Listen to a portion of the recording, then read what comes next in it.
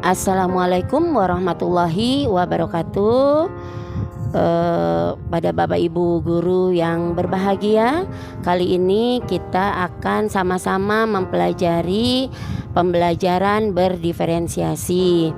Pembelajaran berdiferensiasi ini memang sebuah pendekatan pembelajaran yang saat ini sedang digalakkan oleh pemerintah untuk membuat hasil pembelajaran yang diterapkan pada siswa itu agar lebih maksimal, agar mampu membuat para siswa nyaman di dalam pembelajaran, agar juga membuat guru dan siswa dapat berkolaborasi di dalam pembelajaran sehingga hasil pembelajaran sesuai dengan tujuan bersama, yaitu sukses di dalam pembelajaran yang kita terapkan di kelas masing-masing. Nah, di sini pembahasan pembelajaran berdiferensiasi kita mulai dengan definisi pembelajaran berdiferensiasi. Apa sebenarnya pembelajaran berdiferensiasi? Yaitu sebuah pendekatan pembelajaran yang dirancang untuk memenuhi kebutuhan belajar yang beragam dari para siswa. Maksudnya adalah pembelajaran yang melayani keberagaman perbedaan siswa yang ada di kelas, atau lebih jelasnya yaitu sebuah pendekatan yang mengakui bahwa setiap siswa memiliki kebutuhan dan kemampuan belajar yang berbeda-beda. Bapak Ibu guru, perlu kita ketahui bersama bahwa jangankan dengan para siswa, antar siswa yang berbeda, terkadang kita antar sesama guru juga berbeda. Nah, hakikatnya atau kodratnya sebagai manusia, kita adalah berbeda. Sehingga dari perbedaan-perbedaan ini di dalam penerapan pembelajaran di kelas, kita harus benar-benar memahami semua kebutuhan belajar murid. Kita sebagai guru harus benar-benar melayani keberagaman perbedaan dari setiap muridnya, agar apa yang telah kita programkan di dalam pembelajaran kita dapat dilaksanakan dengan baik dan maksimal. Kemudian berikutnya adalah tujuan utama di dalam pembelajaran berdiferensiasi adalah untuk menyediakan pengalaman belajar yang relevan, menantang, yang sesuai dengan tingkat pemahaman serta gaya belajar murid secara individu. Di sini tujuan utamanya ini dikhususkan agar di dalam hasil pembelajaran itu membuat para murid lebih termotivasi, tertantang, lebih kritis, kreatif, dan inovatif di dalam pembelajarannya. Karena itu Bapak Ibu guru perlu memahami konsep pembelajaran berdiferensiasi terlebih dahulu. Yang pertama, melihat latar belakang siswa dari berbagai macam perbedaan, yaitu pertama, kesiapan belajar siswa. Yang kedua, cara atau gaya belajar siswa. Yang ketiga, minat dan bakat siswa. Yang keempat, yaitu kecepatan belajar siswa. Nah, dari 4 poin ini akan kita uraikan satu persatu. Yang pertama yaitu kesiapan belajar siswa atau disebut readiness.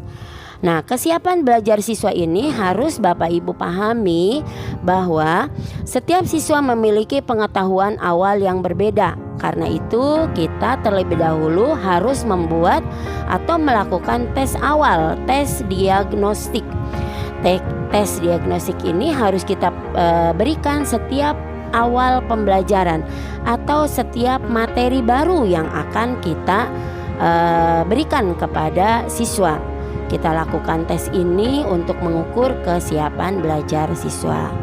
Kemudian juga faktor lainnya dari kesiapan belajar siswa, kita juga harus bisa melihat dari faktor eksternalnya, yaitu dari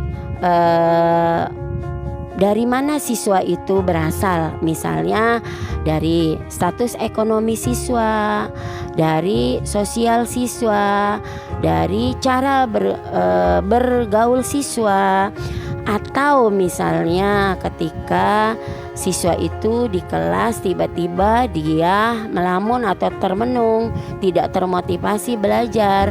Kita juga harus memahami, mungkin saja di rumah saat itu, hari ini atau pagi ini, siswa mengalami kendala di rumahnya, sehingga ketika siswa itu datang ke sekolah dengan tidak adanya kesiapan belajar, itu harus Bapak Ibu juga pahami.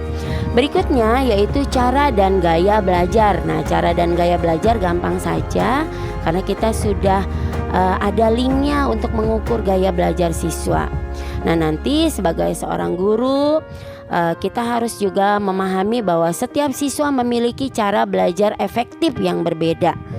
Ada siswa yang bisa belajar kalau dia mendengarkan musik.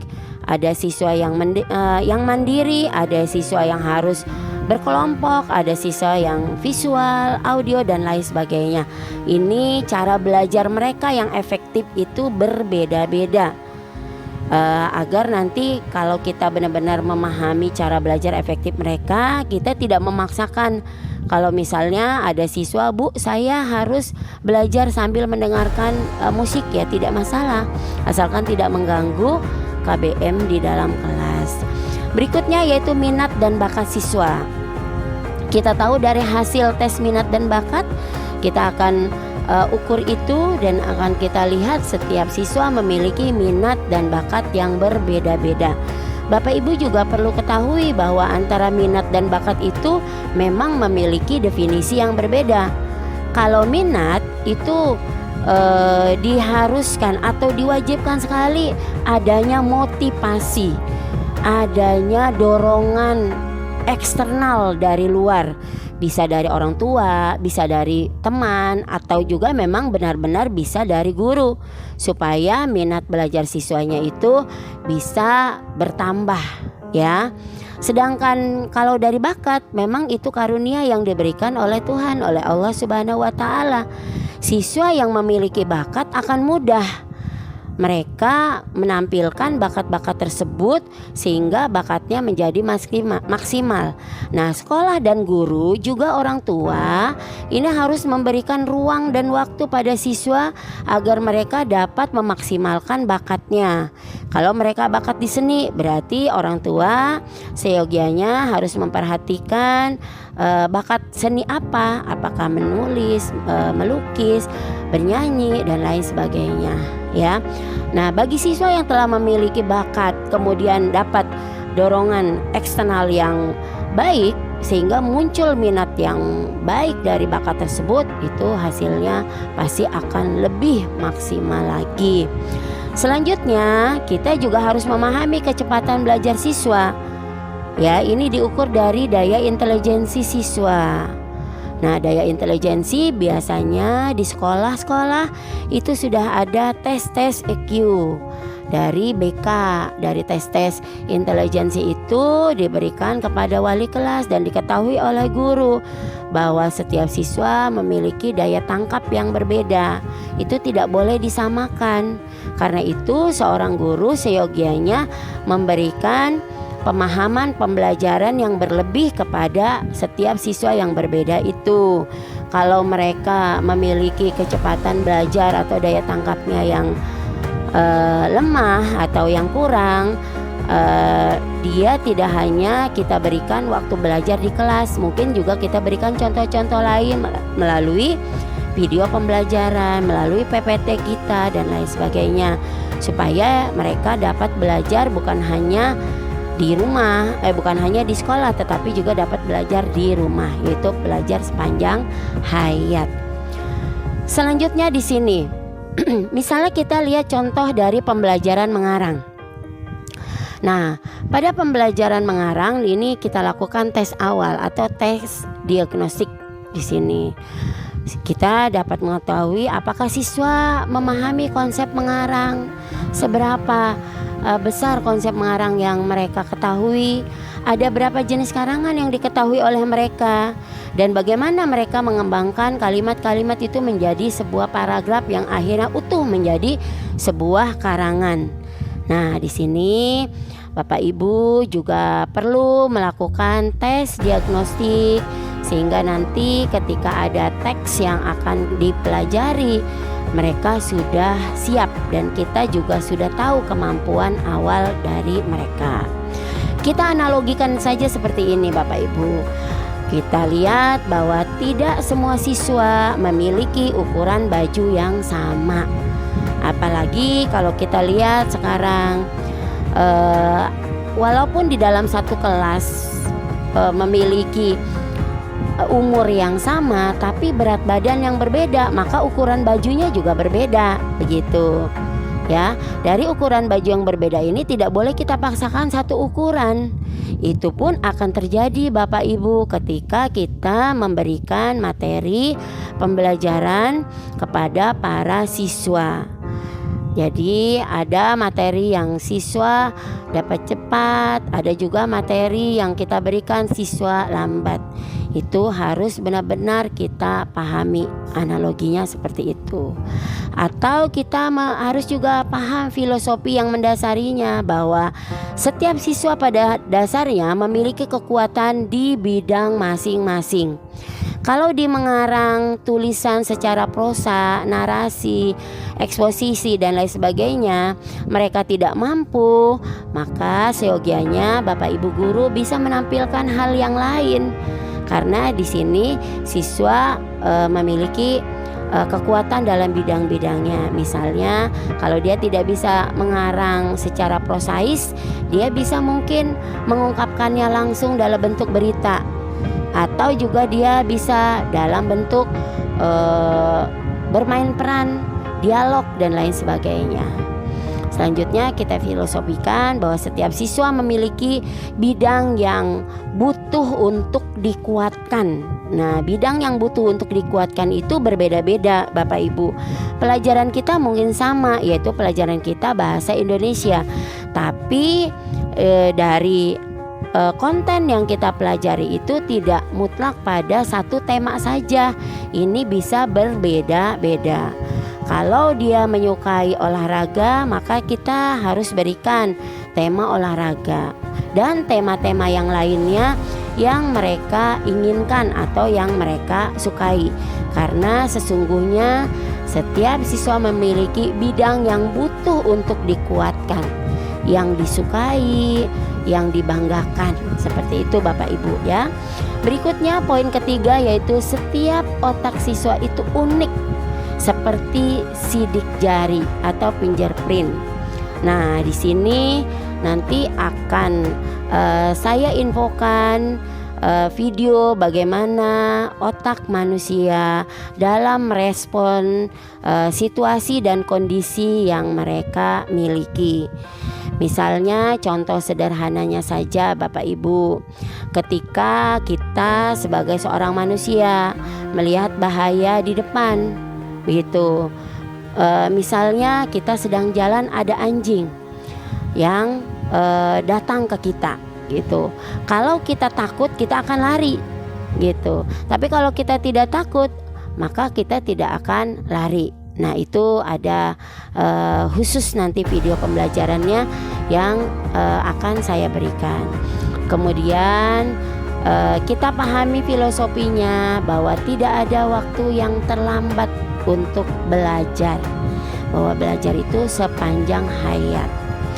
Selanjutnya, filosofi berikutnya adalah ketika memulai suatu topik yang baru, siswa membawa dasar pengetahuan dan pengalaman sebelumnya sehingga bisa berbeda-beda dalam menyikapi topik tersebut.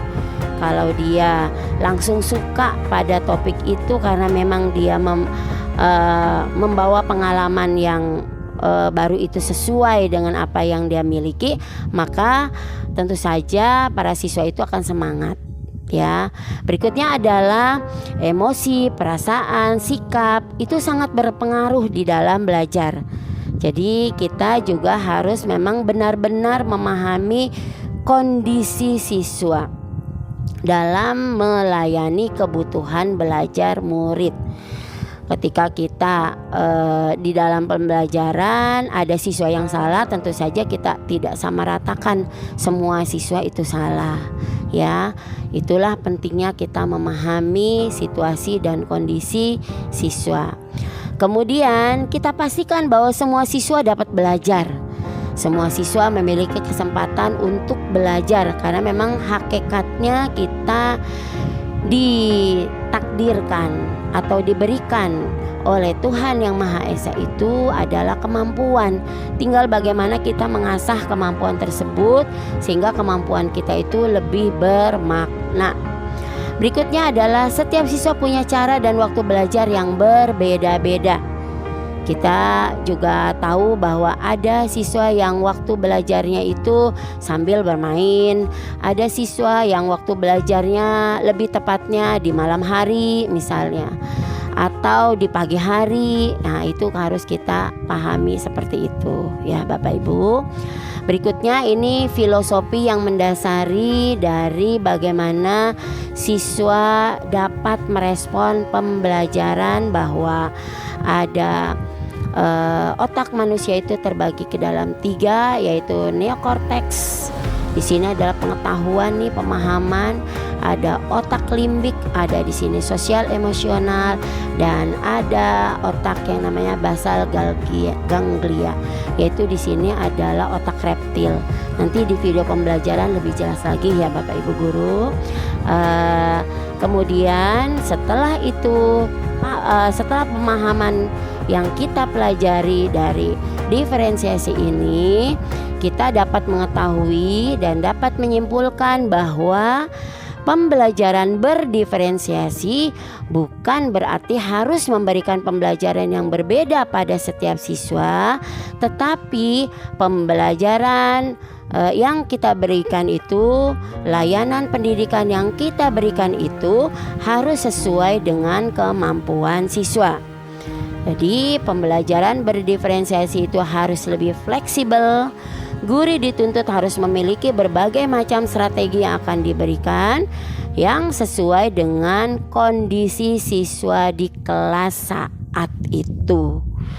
Nah, di sini kita lanjut Bapak Ibu guru. Setelah kita pahami, maka kita harus juga mengetahui ada berbagai cara agar di dalam pembelajaran berdiferensiasi bisa langsung mengena kepada siswa. Yang pertama, diferensiasi itu ada 3. Ada konten, ada proses, dan ada produk. Jadi kalau dalam konten, yaitu apa yang akan siswa pelajari, apa yang akan siswa ketahui dari materi yang guru akan ajarkan di kelas, yaitu pengetahuannya.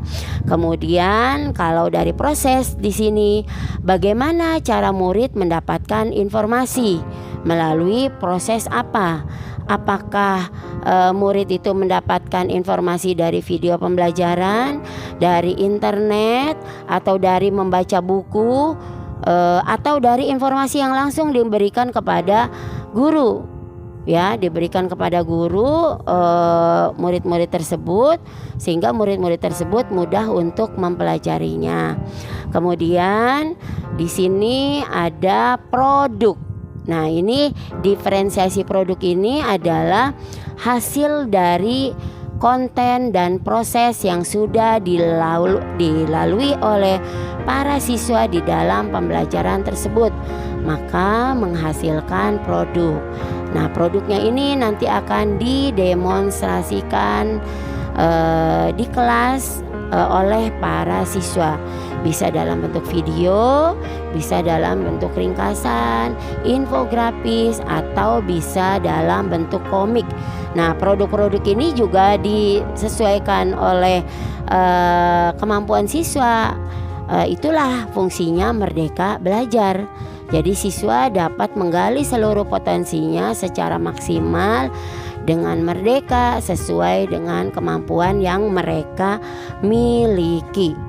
Nah, berikutnya adalah langkah-langkah diferensiasi.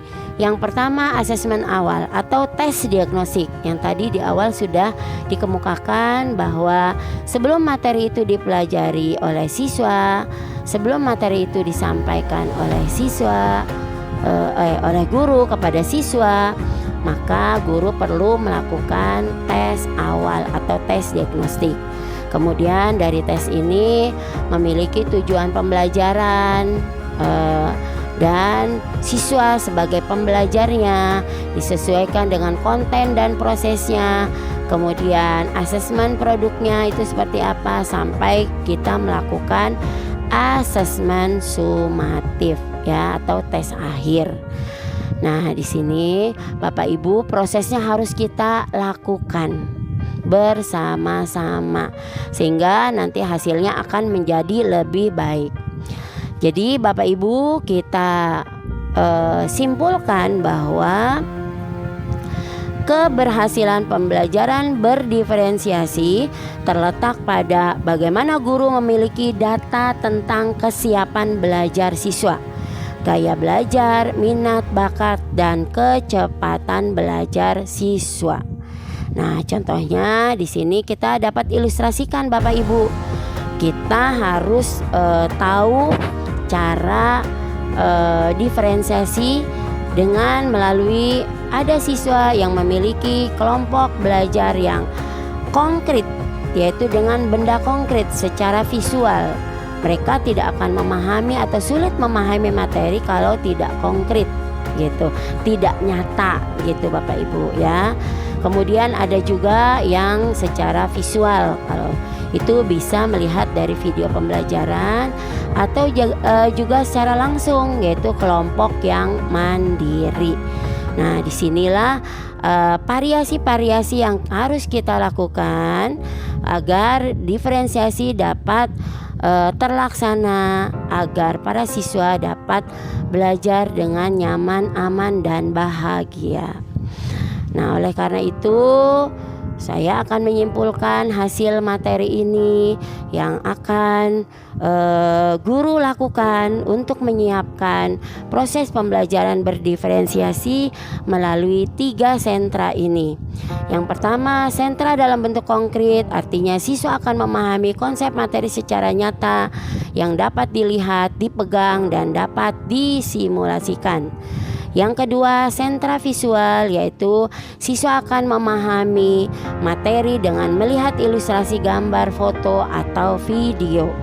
Yang ketiga, yaitu kelompok kerja mandiri, siswa akan langsung memahami materi dari pembelajaran yang sedang berlangsung.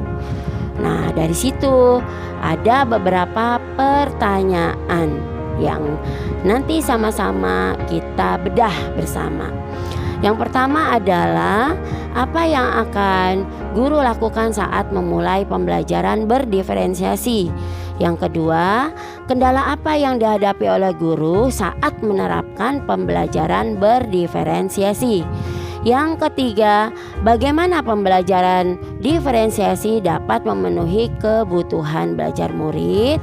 Yang keempat, bagaimana perasaan Anda atau perasaan guru saat menerapkan pembelajaran berdiferensiasi. Demikian Bapak Ibu guru penjabaran tentang pembelajaran berdiferensiasi. Semoga kita sama-sama dapat menerapkan pembelajaran ini dengan baik kepada para siswa kita, sehingga kita dapat menghasilkan siswa-siswa yang kreatif dan inovatif. Saya akhiri, wassalamualaikum warahmatullahi wabarakatuh.